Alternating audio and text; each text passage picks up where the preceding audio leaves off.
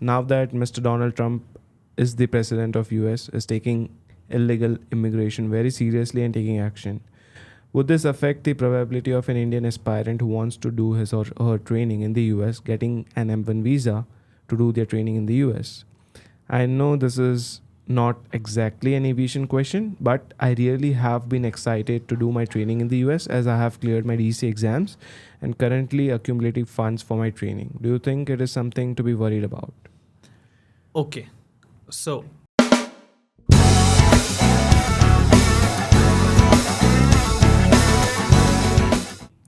Hello everyone, welcome back to India's number one pilot podcast. We are back again with another Q&A session. And this will be our third Q&A session, and we have got a very good response in the comment section. We have got a lot of appreciation for these Q&A sessions as it helps us to connect you with us on a platform like we give and vice versa, connect us with you. Yeah. And we try to answer these questions as simple as possible and as practical as possible according to our experience.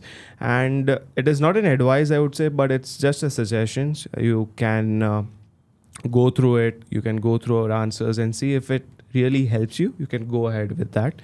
If you think something else is better, then you can go ahead with that as well. Absolutely. It's like everyone has a different life and they know what's good for their life in the best way that there is. What we do here is to share our perspective. That's yes, we answer all these questions in general. Like, let's say if anyone is asking us the question, we don't know what situation, what background they come from. Yeah. So we try to keep it as general as possible and give an answer which will help everyone. Right. And then according to your situations, you can assess whether it fits you or no. Absolutely.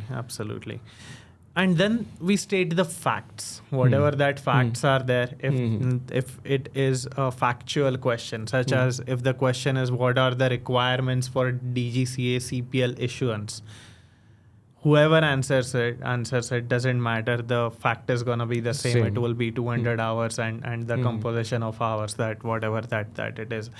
That's what we do. Thank you for joining us once again. Welcome back to India's number one podcast for pilots by pilots, Pilot Podcast. India's number one pilot podcast. Okay, we are not India's number one podcast. Yeah.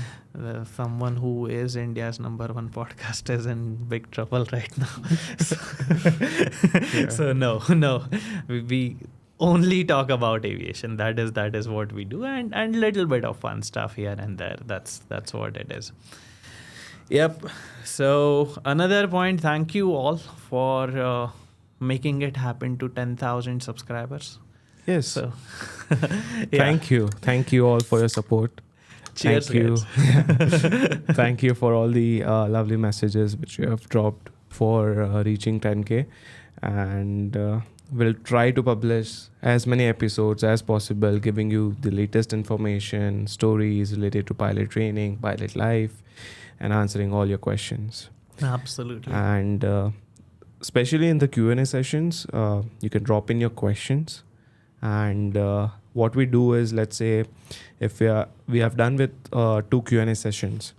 So let's say once we are done with session, there'll be a comment section. So in that, you can list down your comments. So in the next Q&A session, we'll be able to answer your questions. And you can leave your name behind so we can address it, that this person have brought up this question and this is the answer for it. Absolutely.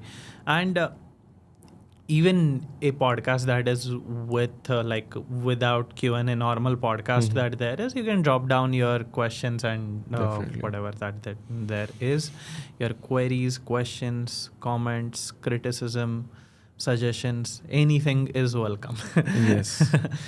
Okay, so we are 10,000 subscribers. So would you want to cheers with? Yeah, sure. Cheers. By opening it, you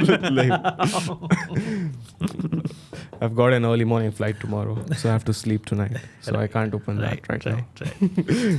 Yeah, actually, I drink this in cockpit as well, and many captains do tell me that don't do it. It's like, yeah, I get it. But I've been doing this for last 10 years, guys. I don't drink alcohol for last 6 years now I haven't been drinking. 5 years. Yeah. 5 years, not 6. 5 years I haven't been drinking. So this is one of the only vices. Yeah. Kuch to hona chahiye, right? There has to Yes. be something that is. Yes. Yeah. You don't want it. No. I have to sleep early tonight. All right, we'll put it out But, then. yeah. Thank you. Yep. How's flying in Bangalore? How's it going? Flying is good. This month, due to air show, the number of hours which Yeah. I'm flying is reduced. Right. And I stay right next to the Yelahanka Air Force Base. Right. So from my apartment, I can directly see the Air Force. From my apartment, I can see the air show happening. Right. So, and there's enhanced security in my building because we can easily spot the aircraft, the air shows and stuff. Correct. So I went to terrace, and then there are certain timings where the air show happens. So day Right. 1 it was around 10 to 12. Right. Day 2 was 12 to 2. Right. So go to the terrace, and like when we do a circuit pattern, there's a visual points which we refer to Correct. while taking Correct. base lag, Correct. final Correct. and stuff. Correct. The point at which the aircraft makes a base turn is my apartment. Nice. So everyone is right overhead Nice. my terrace, and then they make a left and left. Yeah, to so land. you're enjoying the So- sonic boom and the Yes. whole. It's amazing to watch Yes. these fighter jets fly. Seriously, it is. Last time I went to Bareilly and I think Jaisalmer. These two places, there is a significant Yes. fighter activity that is always Mhm. going on. Yeah, and in Bareilly there were like 6-7 Sukhoi Su-30s back to back lined up for takeoff, one after the other, and I Yes. was holding short of the runway on the opposite side. It is a sight that Yes. one never would forget. It is amazing. And this Sukhoi Su-30 is such an attractive looking aircraft. Like, it really is very attractive looking aircraft. Yeah. They do their vertical takeoffs, and Yes. it was amazing. Yes, in the air show, there were a couple of vertical takeoffs, and you can easily spot them. So day 1, Yeah. the visibility was 4,000 meters. Oh, nice. Okay, so it was good. Not that great because Bangalore is usually karaoke. Okay, That's day- rubbing on Mumbai-based pilots. So Okay, Mumbai visibility is usually around 2,000 meters. That's Yes. Yeah. it is what it is. And day 2 was karaoke. Right. So everything was crystal clear. Like we used like 4K term and the US and stuff. Yeah, that's Yeah. what I was gonna come to that. So in US, we used to talk to each other upon visibility. Like if it is, usually it is that way in the US, karaoke, and if it is like 5,000 meters or 6,000 meters, something like that in India, yeah, it is 4K, right? Yeah. 1080p would be less than 5,000. That's nowhere written. It's just our thing. It's just a fun thing yeah. that it's internal joke. 4K meaning Karaoke. you can see the horizon. Yeah. The building that is at the horizon, one can see it. That Yeah. is 4K. Then what would we call? Yeah, 1080p would be less than 5,000. Yeah, less than 5,000. And 240p would be anything less than 2,000. Yes. It will say Foxtrot uniform in the meter. Foxtrot uniform, FU, because we can say that looking at each Yeah. other, not at the yeah. So FU means smoke in meter. Yeah. So Right. that's where the context is. Correct. Absolutely. Yep. But slowly, even Bombay visibility is increasing now, so that's good. Apart from that, yeah, doing around 70 hours this month. I'm doing 70 hours. How about you? Roughly around 40, 50. Cool. Air show has blessed you. Yes. Time to take some good rest before we Absolutely. march on to the month of March. Yeah. Nice. Good. All right. Capt.Neha is here. So shall we continue with the Q&A or? All right, I'll ask her to join Q&A. Yes, we can ask Yeah, her to join let's do Q&A. that. Neha. Yeah. Until she comes, let's continue.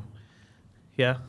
So we'll directly jump into the questions of session 2, starting with the first comment from Hamad Arshad 933. Sir, my question is, now that Mr. Donald Trump is the president of US, is taking illegal immigration very seriously and taking action, would this affect the probability of an Indian aspirant who wants to do his or her training in the US getting an M1 visa to do their training in the US? I know this is not exactly an aviation question, but I really have been excited to do my training in the US as I have cleared my DGCA exams and currently accumulating funds for my training. Do you think it is something to be worried about? Okay. So, immigration, there are visa types. Okay, first of all, let's get that out of the doubt here. There are two visa types. One is immigrant visa and non-immigrant visa. Okay. For flight training, we go with M1 visa, which is a type of non-immigrant visa. That is, okay, according to USCIS, that is what it is. Second point, the country is taking measures on illegal immigration. There is nothing about legal immigration or legal non-immigration study courses. It has nothing to do with it. That is first. Now, as long as you come back after your training, once your training is finished, you maintain your I-94 status, you maintain your visa well, and you come back, there is nothing to worry about. What illegal immigration steps are being taken are people who are staying in the United States without a valid status. Definitely. So I'd say it has nothing to do with it. And aspiring pilots can choose to go to United States without any problem. At the same time, there are certain other things that we will be discussing in next podcast, episode 62, that is about conversion and all. But as long as it comes to getting FAA CPL and going from India to US to get FAA CPL, the change of government has nothing to do with it. Yes, and if all the paperwork is legal, Absolutely. there's no records against the individual, there should not be any problem to get a US M1 visa for pilot training. And yeah, I mean, it depends whether your visa is granted or not. That completely is dependent on USCIS. That has nothing to do with. Okay. Second is, with illegal immigration ways, a person cannot become a pilot. Yes. You need to go through a security check. You need to go through so many things in order to be able to fly, in order to, so it has this. I understand the question. We absolutely understand the question, but it has no relation with how pilots training goes. Okay, each pilot's training goes. What is your view on this? Yes, definitely. So to just make it concise, a student will not face any legal issues from the government unless and until you are staying in US or doing your training in the US with valid visa. Absolutely. Okay, if let's say, for example, if a student's visa is expired and that student have not applied for extension, then they might be on the verge of getting deported because that is called an illegal immigration. Correct. That is true. So this is what the context is. That is what the US is taking action against. It's not something to do with legal immigration. I'd like to add something to it. Usually the visa for student pilots does not expire because it is M1 visa, which is valid for 5 years. But M1 visa does not entitle a student a stay of 5 years. It entitles a stay of only 1 year to complete flight training. At the same time, there is a status, which is I-94 status. That status is valid for 1 year. If 1 year, if someone does not finish their training in 1 year, they need to extend that status of I-94 for another 6 months or 1 year, whatever that it is. Once that biometric scan is done, it goes into applied for extension status. Whether the extension comes or it does not, you are legal because you have applied for extension. If before the extension is approved, if you're done, you can go out of the country and you're done with your whatever your job was there in the US. You're done with that. That's it. And that should not and would not cause any problem in getting another type of visa, or it does not negatively remark in any way. Yeah. Capt.Neha, we are done with this question. You can join in. Guys, we'll just take a pause to rearrange the chairs and rearrange the chairs, and we'll be right back. Capt.Neha, welcome to the Pilot Podcast. Our today's guest is Capt.Neha. Yay! Our today's guest is Capt.Neha Thakare. Thank you. My pleasure. Capt.Neha, welcome back to Pilot Podcast. Thank you. And so this session usually I and Chintan do because you're not available for Q&A sessions. But today we have you for this Q&A session. So I and Chintan will ask you some questions that students have asked. You can answer those, and some of those we will try to answer our best. Absolutely.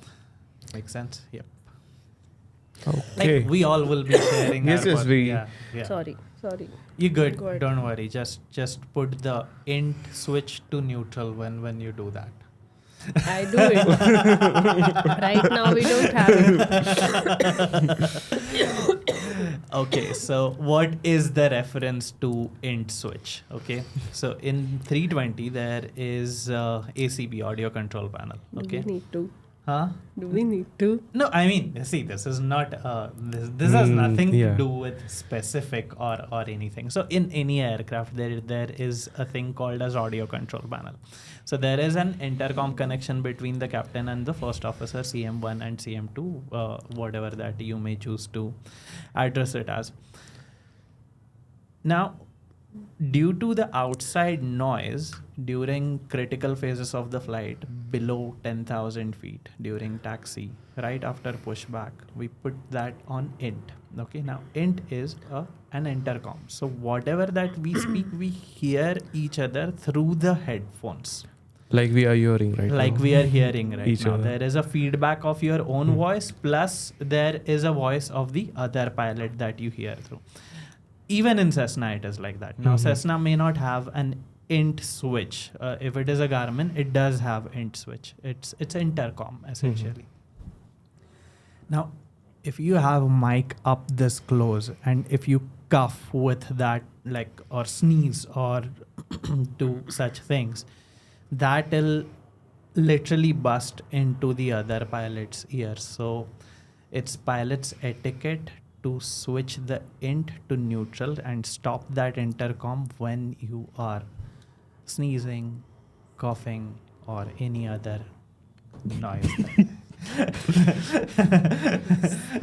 Makes sense. Yes, and and answer one more comment. I would say there was one comment which I read. They are like, "Why you guys are wearing headphones when you are doing a podcast?" Right. So it answers the question as well, because we get a continuous feedback of what we are speaking. Exactly. So whatever is recorded in the mic, we hear it. So in case we don't hear our own recording, we'll just stop it and check why it's not Exactly. recording and stuff. So Is that the is the reason why we Absolutely. wear headsets during podcasts. Absolutely. It's not to look cool or something. Yeah, we'd, if we had a choice, we'd not wear those. The point is, See, while speaking, if I go away from the mic, the sound is not that clear. Now I come close to the mic. So we get to know what voice is being recorded. Second is we also get to know what other external sounds are being recorded. So that is why we wear headphones. Yeah, thank you. It's not about looking cool.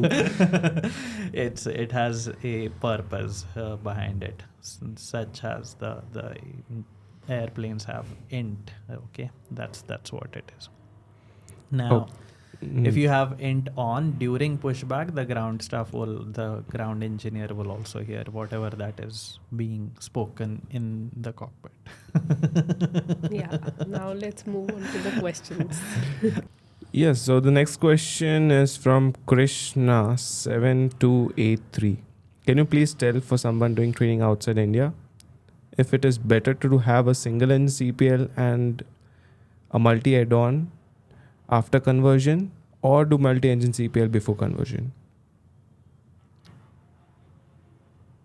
Okay, so there is outside India, so we both can answer Yes. this question better. Better as in Sunny, you. Yeah. Okay. You can Yeah, answer. we both have done it. So there are two ways about it in US at least. We'll only talk about US because that's what we have done. Two ways of doing it. One is you do your commercial license check on a multi-engine, or you do your commercial license check on a single engine. Okay, so you get a commercial multi-engine license if you do that check on a multi-engine. Now, if you want multi-engine rating, then you have to do another check which is called as add-on, multi-add-on check. Okay, so then you have commercial single engine license, and then add-on will be commercial multi-engine instrument license. Okay, this is doing check on a single engine, then doing check on a multi-engine. FAA check. FAA check, yes, with a DPE, designated pilot examiner. Now, Indian requirement is to do 320 type rating, and most TRTOs do require this. 25 hours on multi-engine. Whether you have it endorsed or you don't have it endorsed, it doesn't matter. Okay, out of which 10 hours can be on a multi-engine authority approved simulator. Okay, if you have that, you can go for the type rating of 320 or 737. But the point is, the cost of doing a multi-engine is associated with those flying 15 hours. If you're gonna fly 15 hours anyway, I might as well take the endorsement because it remains on your license. You are legal to fly a multi and all of those things. What are your views about it? So 737 does not need multi-engine. multi-engine. So cut that. No. So there are TRTOs that require hours of now. Once in Spain, I'm not recollecting its name. They ask for 15 hours on multi-engine even to do 737. That is TRTO requirement, but it then is that not is a not a DGCA. DGCA requirement. Absolutely. It is not a DGCA requirement. It depends on Yeah. where. But then Majority TRTOs don't need it. there are a few in Europe that do require it, even for 737. So now, if the quote from a TRTO is lowest, but they require the multi-engine hours or endorsement, so might as well do it, right? Because just if you are The quote is lowest and you have to do multi-engine, so it will come out to be the same exactly. thing. Yes. So instead, exactly. Yes, but what I would also suggest is get a single engine CPL followed by a multi add-on. Like Correct. get it endorsed in a CPL because apart from type rating, let's say some airlines also do need multi-engine CPL, right? Absolutely. So if it is endorsed, you already have it, so you don't have to again do flying for another 15 hours and get Absolutely. it on the aircraft. Absolutely. So when you're doing your training, to save costs, single engine CPL plus multi add-on would be a good way. Correct. And once you come back to India, you can also convert your CPL on single engine, which will save you cost. Correct. And availability of single engine aircraft in India is more compared to multi. So conversion will also be quicker, I would say. Yeah. Now the point is, if you wanna save on time, then what one can do is just get single engine license in the US, come back to India, convert the license, apply for Indian license, and then get your multi-engine license in India. That is also one way to do it, because once you have CPL, you're eligible to apply for most of the airlines that do not require multi-engine. That is how it is. But at the stage of getting CPL, it is better to have that flexibility of being able to do type rating on either airplane, Boeing or Airbus, right?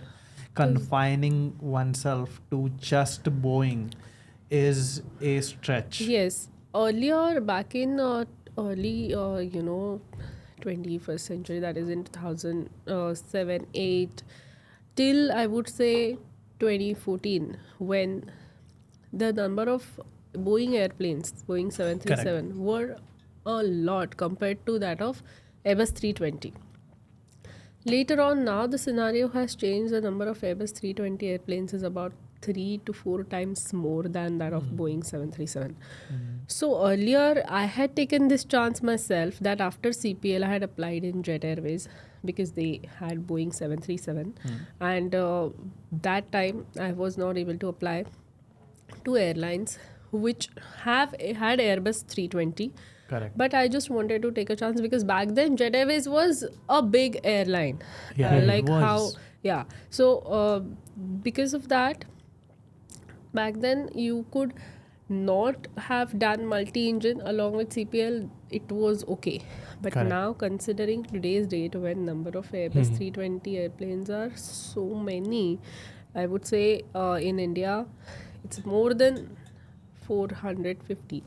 So because of that, it doesn't really make sense not to do multi. So you should rather do it so that your chances of making an application in those airlines which have Airbus 320 will be higher. So Yes. Agreed. That is correct. Now there is another update that has come from the DGCA about conversion, as we are talking on the topic of that conversion. we'll talk yeah. about That we'll talk podcast. about in Because next it's a detailed podcast. topic. Yeah, that we'll talk about in next podcast. But the subject of that topic is the conversions after coming back to India were allowed to be done by FI, flight No, instructor. not all. Okay, 120 250 nautical miles was to be done by FI, like we all have Yes. done it with FI. So the conversion flying includes the checks which are day check, night check, IR check, and 250 nautical mile cross country check by day and 120 nautical mile cross country check By without night. landing at night. And these day check, night check, and instrument check, they are supposed to be done rather by CFI or Chief Flight Instructor, who is a designated examiner of that flight school, or some deputy CFIs who are authorized for by- the examiner's approval. Yeah. So yes, that is absolutely true. Back in So- time, GFT by day, GFT by night, and IR check were anyway done by designated examiner, which is CFI of the flight Yeah. school. But And- 120 and 250 were conducted by FI. Yes. FI, yeah, the instructor who has FIR rating. Okay, so that instructor and those number of instructors are many in a particular Correct. flight school, whereas CFI is very, very few number. So in all over India, there are about close to 50 CFIs. Correct. So now what happens? The recent update says that even 250 nautical mile cross country check and 120 nautical mile night cross country check should be performed by Yeah. DE or CFI, who of that flight school, or the deputy CFI who has the approval of examiner. So Absolutely. those numbers Further, we'll are discuss about this very, in the very next podcast. low. Yeah. This is the subject matter Yeah. that we'll be discussing about conversion in next podcast. Okay, but we just wanted to introduce you to that topic as we were on the topic of multi-engine. Multi-engine and Right? conversion. Next podcast we'll dive deep into this. You tell us that you're not feeling well. So do you want to continue or? I'll continue to do as long as I can do it. If it is absolutely unbearable, I will take a pause and I'll stop Understood. there. Understood. Yeah. Okay. Okay. So we'll move on to the Yeah, next next question. question. Yes, Yes. again from Krishna 7283. Love this new Q&A session. Thank you guys. Thank you for your support. Yeah. Yeah, I'll read it now. Yeah. Just give me which one. Yeah. Sir, is it better to join CPP after completing DGCA exams? I think it would be a good idea to complete DGCA exams first and then go for the CPP because there are two things to it. One is, it depends upon the airline cadet pilot program. Yeah. Okay, every airline have a ground school, like a DGCA ground school with them, which you can prepare for DGCA exams after you get selected. But then you only have 2 attempts at the time and you are time bound as well. And I'm not sure about the policy, but some airline may have, let's say, only 2 or 3 months to clear all the papers, and there'll be a lot of pressure on you. And let's say if there is any event, any emergency in your families and stuff, the timeline would get messed up a bit. Right. Okay, so to avoid all the things and for a student to clear exam at their own pace, understand, take time, clearing before the CPP will definitely help you. And there are some FTOs in the cadet pilot program for airlines that they will also reduce that amount. Right. And some FTOs, even if you have cleared your EC exams, they'll Right. mandatorily make you sit for the ground classes. Correct. So Yeah, some deduct partial amount, Yes. some deduct full amount, some do not deduct it. It depends on FTO. There is a caveat to it. When you have cleared your DGCA exams, make sure when you do your ground classes, make sure to study really well, because when you do go for the CPP assessment, you will be asked about meteorology questions, navigation questions, few of technical questions. Okay, not very much in detail, but questions like what are the types of clouds, or anything from that syllabus. Anything from that syllabus may be asked. So there's one more important thing. If you are planning to clear DGC exams before going for the cadet pilot program, it is important to clear it in the first attempt only, because it shows, I don't know, the airlines might ask you like how many attempts did it took Right. you, and they will also have your history, like how many attempts did it take you to clear DGC exams. So the goal should be clearing DGC exams in the first attempt only. There should not be a second attempt. If you are not prepared, don't go for the attempt. Okay, as simple as that. Yeah. And select a ground school which is suitable for you, which is reputed. For me, I have done my training from CNTAA. Capt.Neha taught me very well. I was able to clear the exams in my first attempt.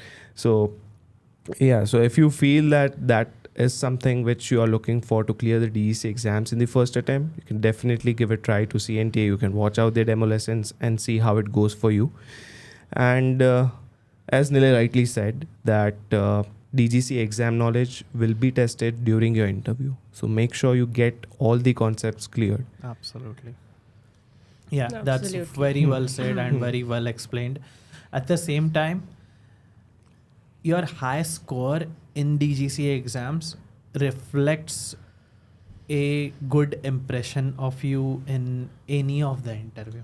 Like any airline Absolutely. pilot interview, Yes. your high score in DGC, whether it is cadet pilot program or it is conventional pathway, doesn't matter.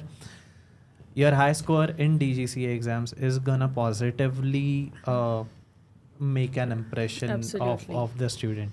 Like for an example, in conventional pilot program, if there is one candidate that has cleared CPL exams with 70 to 75 marks, and there is another candidate who has cleared DGCA exams with 85, 90, 92, 95, anything like that, and also has ATPL exams cleared with good 85% plus marks, 90% plus marks.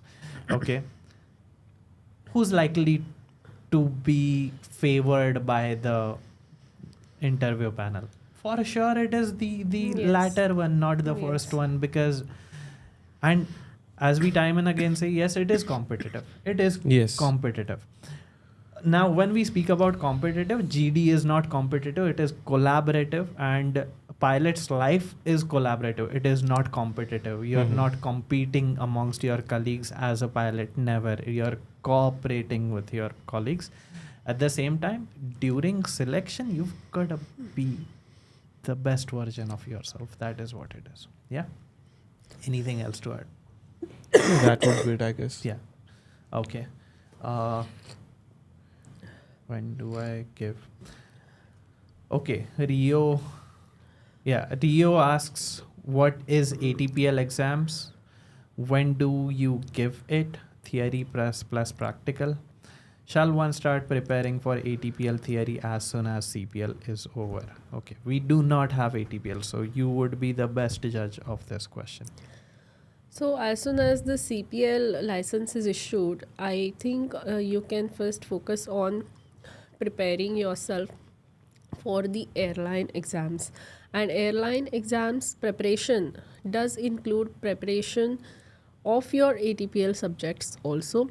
So along with that, yes, definitely you can start studying, but there is no requirement to appear for the exam immediately, because there is a validity period of ATPL written exam followed by Viva.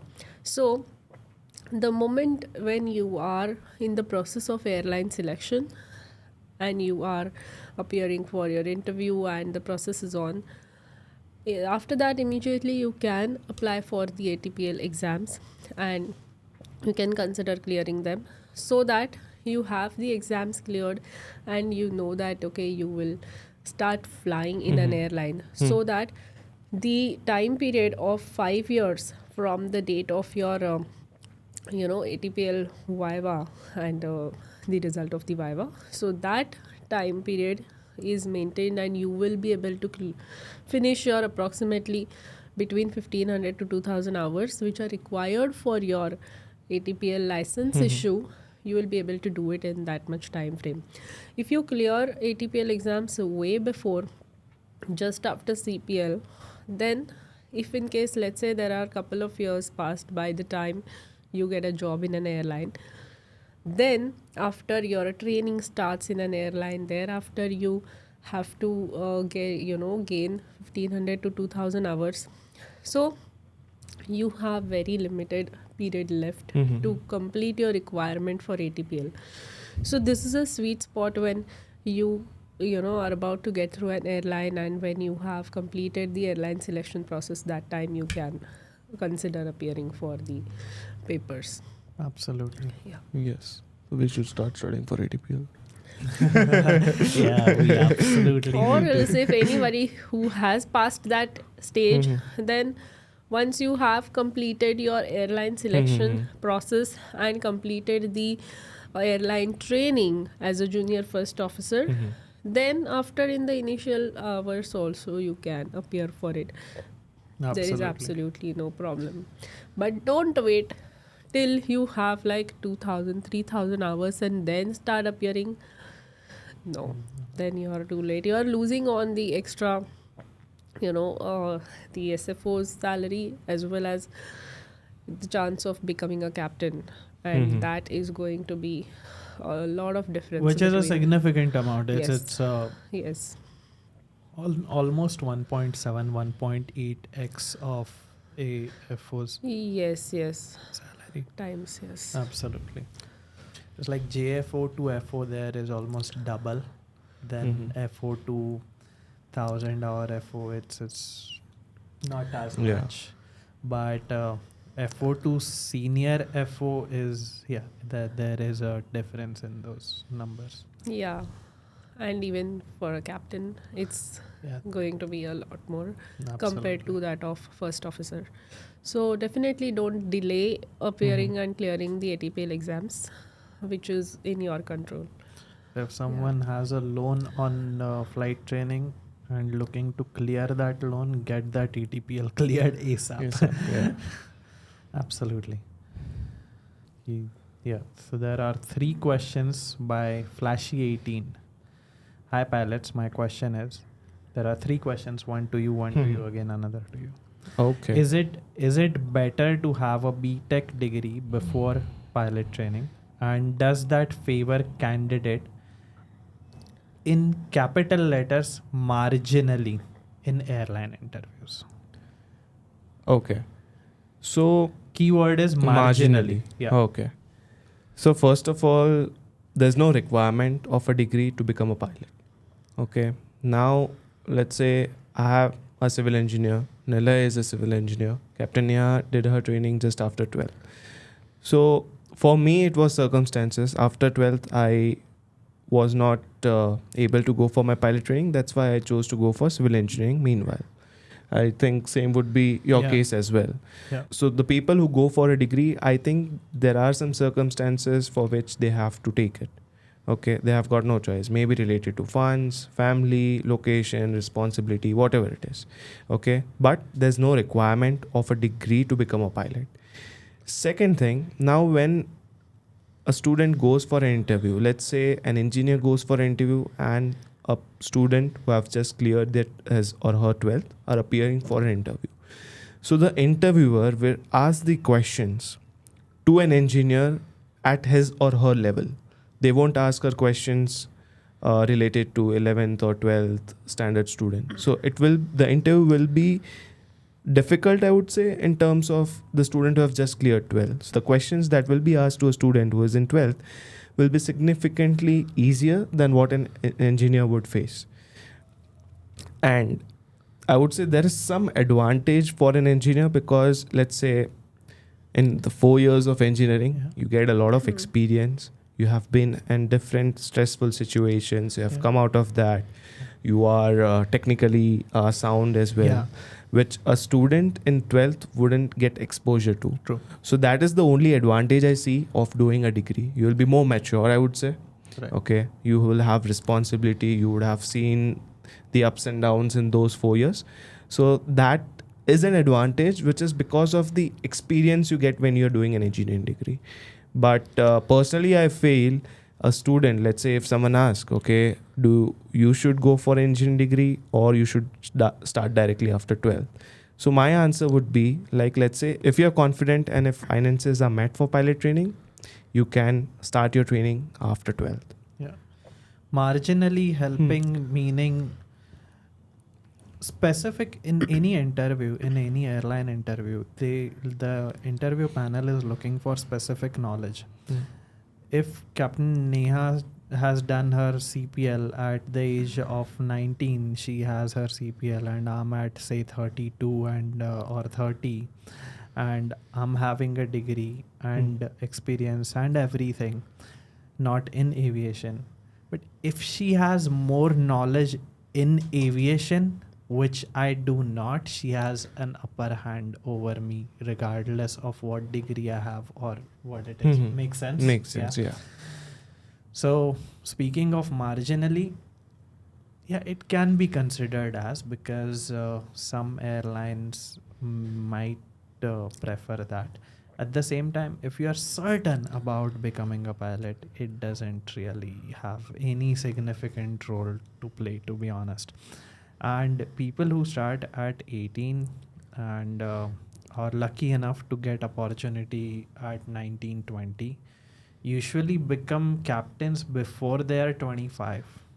Now, before 25, that is really good, right? Mhm. Like a captain's experience, captain's salary, captain's everything at the Lifestyle age and- of 25, which shortens the career ladder in overall pilot career. Absolutely, it is. So whatever that you do it with 100% of your heart and soul. If it is engineering, do it completely dedicatedly. It's like I'm doing engineering, but then eventually I want to become a pilot. So there is not enough focus on engineering, nor it is on pilot training. True. Rather, do engineering such a way that you will excel in engineering and you will build an excellent career in engineering. Do that, okay?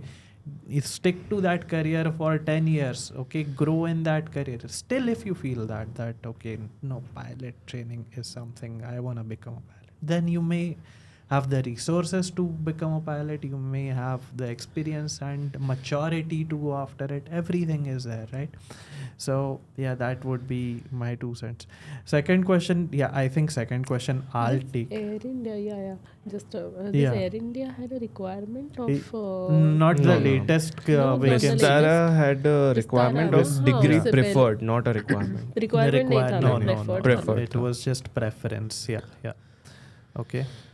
So yes, if that answers your question. Second question, I think I'll take. Okay. Okay. So what if a pilot loses his job due to any medical reason? Will they be allowed to cater in jobs regarding airline operations in their respective airline? And does any sort of degree like B.Tech be a safer option here? Also, what salary would be for such jobs? Right.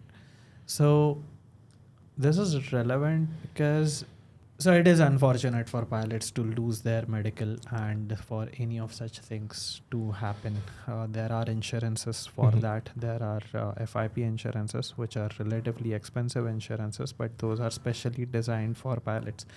They do not cover the pilot for lifetime because the lifestyle of a pilot is adjusted to a certain level of income. Right now your lifestyle would be adjusted to a captain salary with certain savings, certain expenditure, certain family expenses and all of those, right? And then if for any pilot that changes, it changes the whole life. Definitely it does. At the same time, if someone has a graduate degree,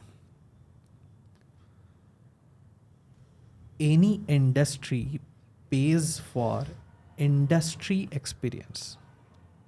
Like if an engineer has an experience into rocket building, okay, rocket engines for 15 years, but has never flown an aircraft and applies for a pilot's job in any airline, yes, the likeliness of that person being hired is good, okay, very good. At the same time, he'll be paid same as a JFO salary. He won't be paid a captain's salary because he had 15 years of experience in rocket engines building. Okay. Right?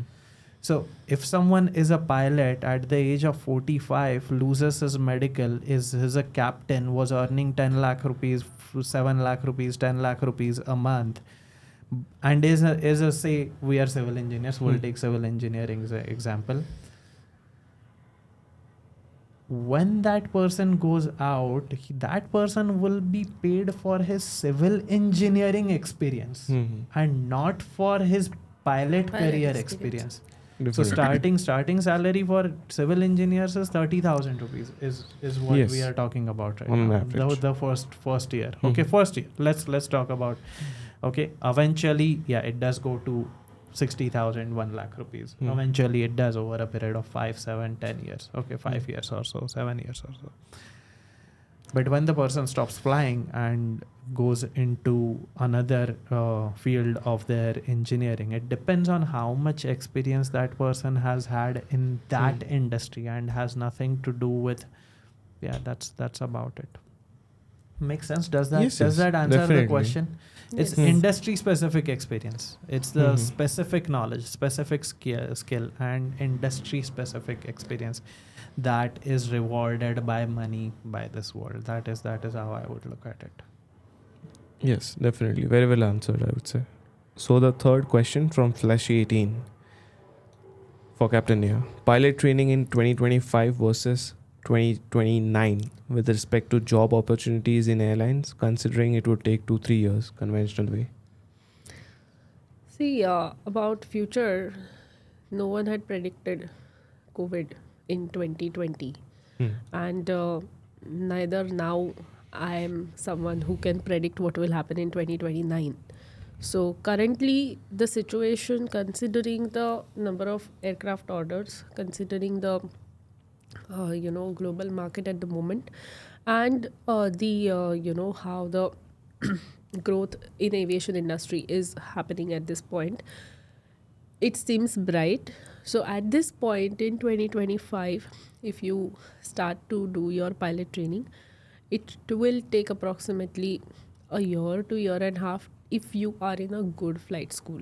Approximately a year if you are in a decent flight school with good ratio of instructor to student to aircraft, and the maintenance has to be good.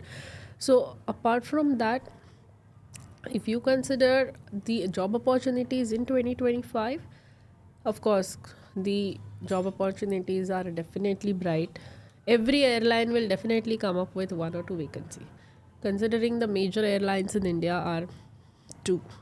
Yeah. Okay, so they do come up with the vacancy for every category of the pilots, Right. like be it cadet pilot program of every FTO, or be it a CPL holder vacancy, or be it a type rated holder vacancy for Airbus 320, or for ATR, or it could be internal pilot 7-3 is also internal Air India vacancy. comes up with 7-3 vacancies every Yes, now and then. 7-3 or even 320.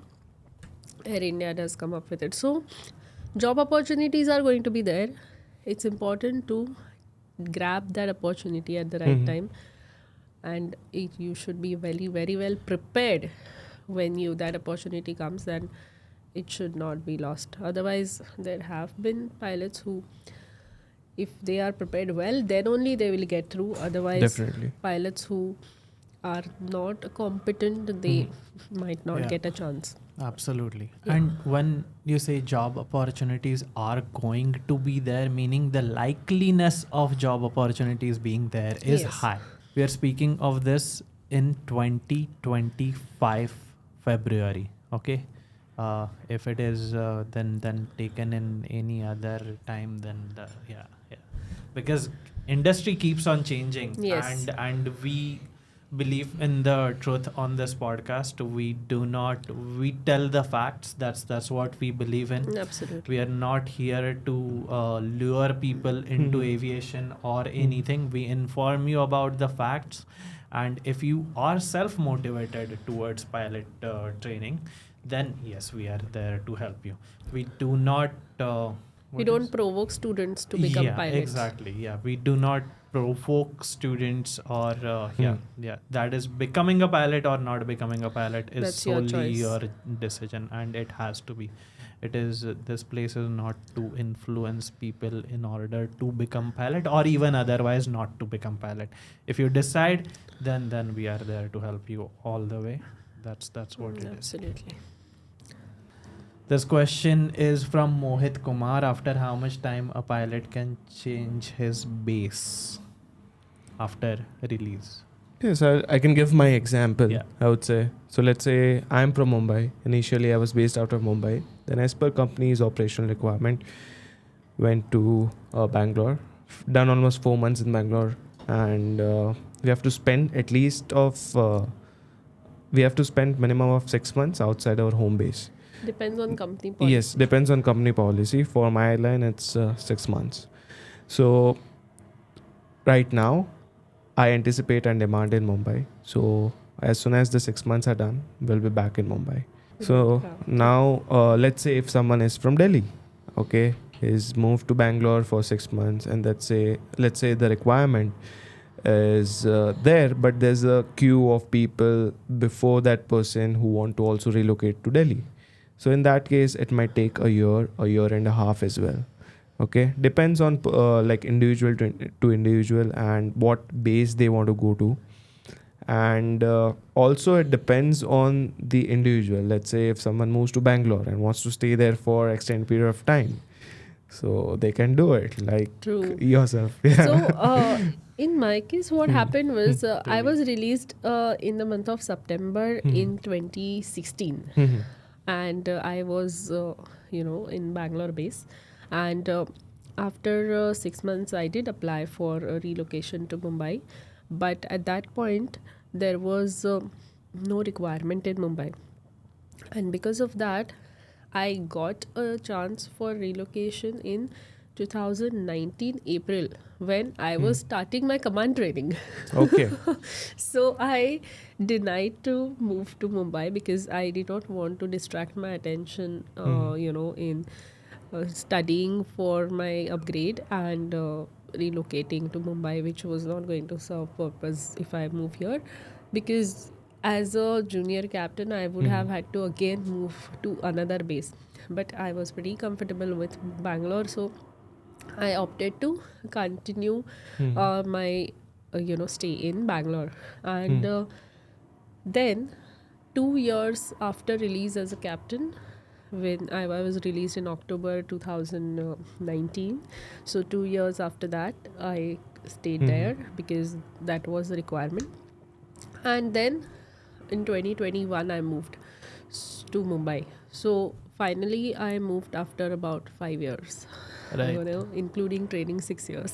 Yeah. So What she is that's- not telling you is she loved Bangalore. yes, I did like And Bangalore. even I did today, love- after moving to Mumbai, she has left a piece of her heart in Bangalore. That's- Like it's just like Bangalore is this for her. if not Mumbai, Bangalore is definitely the place to stay, where weather is very, very beautiful in terms of temperature, in terms of visibility. Pollution is very less. AQI is so low that it's clear. Kavoke, I don't see it in Mumbai anytime, whereas you do see it in Bangalore. So We already discussed We were this topic. just talking about it. It says 4K. Yeah. yeah, so that's the reason why I like Bangalore. Yeah. Then. Yeah, the new terminal has opened in Bangalore. Yeah, It's, new runway was Runway there is when I there, was there in Bangalore. New terminal, the work was going on. It started like right in front of me when I was there. The entire terminal, they did start operations when I was there, but I did not get a chance to operate from terminal 2 in Bangalore yet. Understood. Yeah. Understood. Now soon you will be starting to fly. Now. Yes, I am excited for in That's- next 2 months. I'm doing my medical pretty soon, and next 2 months we'll start flying That's again, great. getting back to skies. Awesome. Yes. Nice. There's one last question.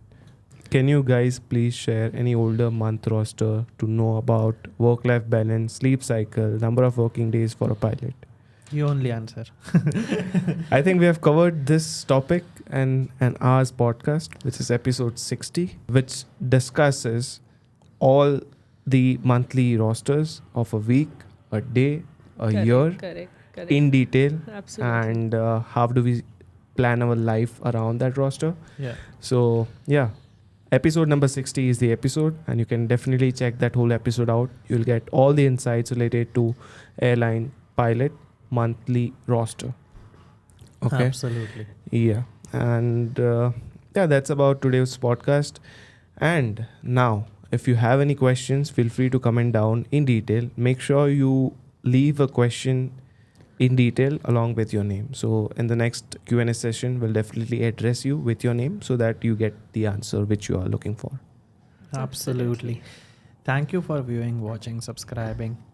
And once again, if you are an aspiring pilot who has decided to become a pilot and you want to start your career in aviation as a pilot, you can contact CNTAA on 9930-300-426.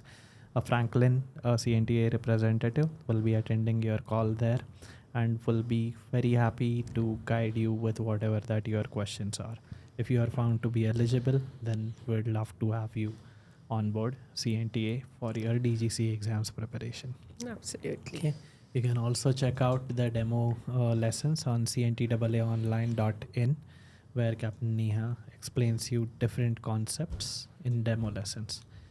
After viewing those demo lessons, if you feel that is the way for you to learn and you want to do it online on demand, then you can sign up for CNTAA online on demand training for the DGCA exams. If you are someone for whom offline learning works well, check the slots available with Franklin. Okay. Now, as March is approaching, it's better to check slots because right after 12th exams, the slots become full pretty quickly. So do check with Franklin if you are about offline training. Okay. Online on demand training, you can study from the comfort of your place or anywhere in the world. Okay. Thank you. Thank you very much. And please drop down your comments, whatever that there is for the next Q&A session. Okay. Have a good day. Yep. Bye bye. Have a great Bye. day. Thank you.